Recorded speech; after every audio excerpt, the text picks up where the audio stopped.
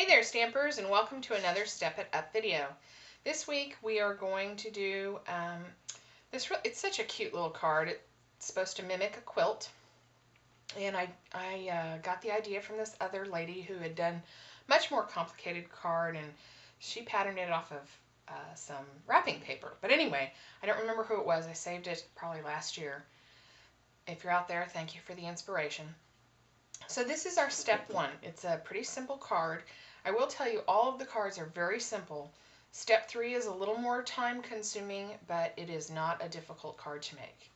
So we will start with this card, and then the step up will be this card. Not a lot of difference, just some layers and a little more detail.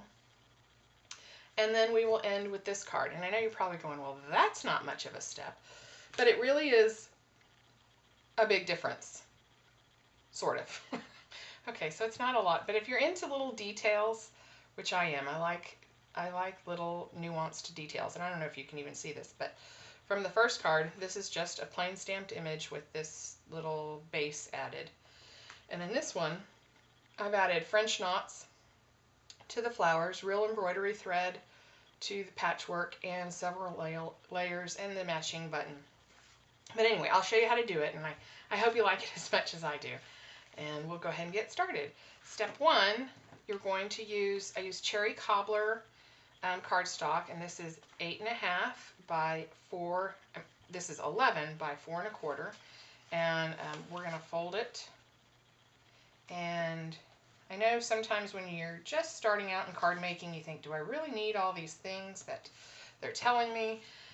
The bone folder really does make a big difference. I probably went a year without buying one, and then I started using it, and I thought, oh, I get it now. I get it now. So the card is pretty simple. You have these, this is Deck the Halls paper, designer series paper, and it is just great colors and fun to use this year. And I am using 2 stamps from Seasons of Joy stamp set. I'm using the Christmas tree and the little flower. And so step 1 is basically, that's it. Those pieces of paper, we're going to add a little detail. And again here, I use markers to color the stamp. I'm using Always Artichoke for the tree. And I'm just going to ink it up. I'm not going to do this for each stepped card, so I'll just do the image on this one, and then I'll spend more time showing you some of the details on the other levels or steps, as I call them. So you can see that inks up quickly. And then just for the star, we're going to use the Cherry Cobbler. And you want to give it a little huff. And center it on your cardstock. Make sure you have good contact so that you get a clean image. And then I do the Cherry Cobbler little flower or poinsettia. I think it looks like a poinsettia. And just 3 little flower images on the card. And that will do it. That fast and that easy. So you have your image, and I did add this little detail here, like a little pot. And I just took a piece of the Deck the Halls designer series paper. I cut it at an angle, and then I sort of made a little half circle, and I came back in and did it at an angle. Took a look at it. It was a little wonky on one side, so I came back in, trimmed some off, put some adhesive on it, add it to the base, and there you have it. Pretty easy. Put it on the card base with the other pieces of paper. Now on the other steps, I use the matte pack to make the quilting effect, but on this first one, I just used crumb cake marker, and you could just use a ruler and mark it off. I still think the matte pack is the easiest thing to use, even if you're not planning to make holes, because on this one it has 3 sets of holes, and I usually line up that center line of holes in the spacing in between the pieces of cardstock and printed paper, and then it'll give me, and I just go across and mark it, and you can use your pen directly inside there. You want to, of course, use not the fat tip that I use for inking stamps, but the fine tip, and it fits very nicely in there, and you just go in and you mark every other one. I started actually up at the top here, and I did every other one, and then I just used this straight edge and made lines to make the detail. Then I took a piece of taffeta vanilla ribbon. I just made a simple little knot, nothing fancy at all. Kind of just fussed with it a little bit so it looked nice on the front, like that. And then I trimmed the 2 edges, and I put a glue dot down, and that was it. So that was just step 1. Step 2 is similar, except that I added 2 mats. I added a very vanilla base and a crumb cake mat, and then I put the images down just like I did for 1, and instead of just making dots and lines like I did on this one, I actually punched the holes, and I came back in with the cherry cobbler just to show you that you can use pretty much any color that strikes your fancy.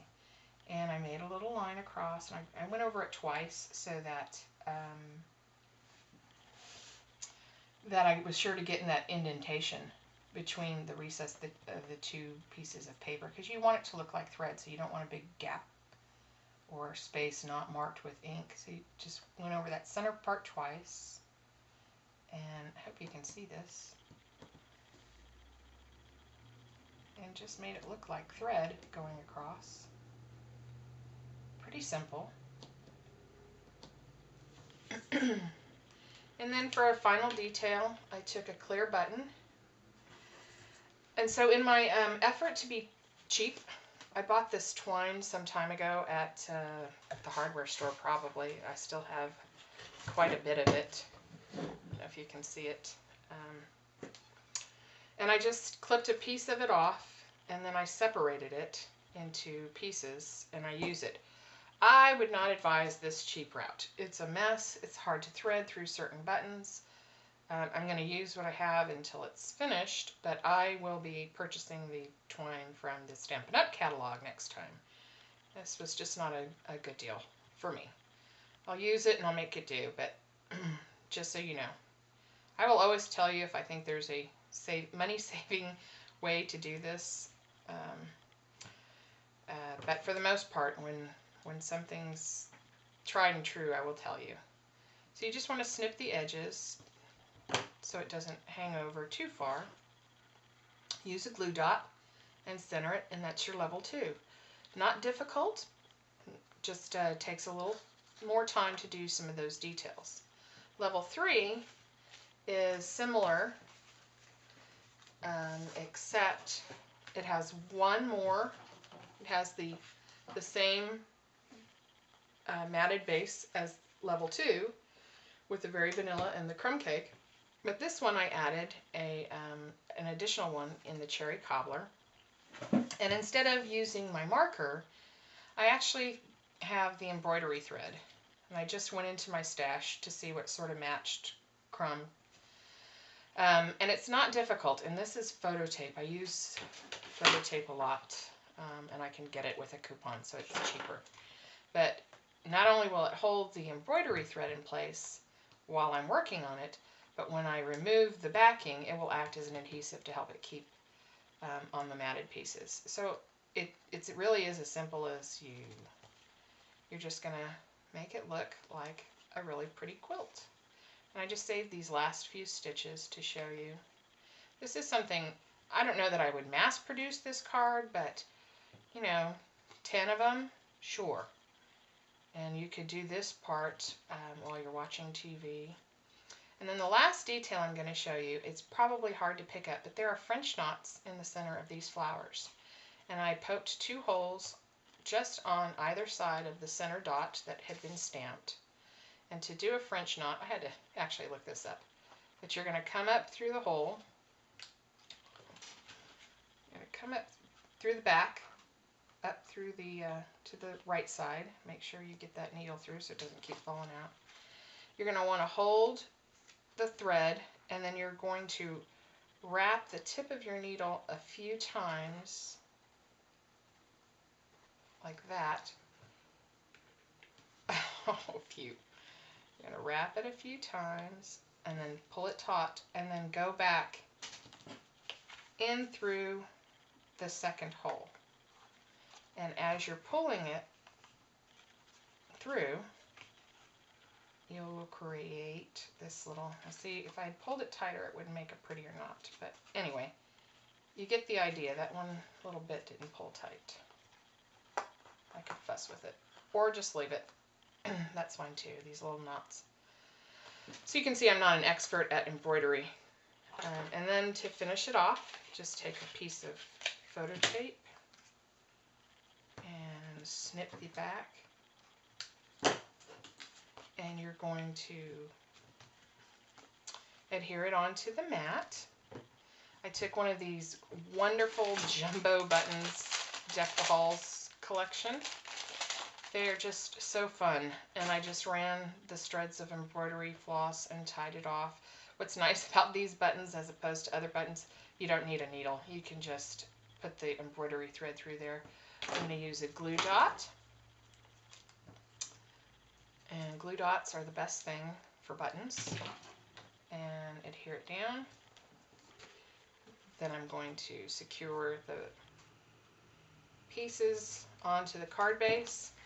And, oop, I need to do the little, just add that little piece at the bottom and you're finished. And easy peasy. You have, like I said, the most time consuming thing is that little bit of embroidery.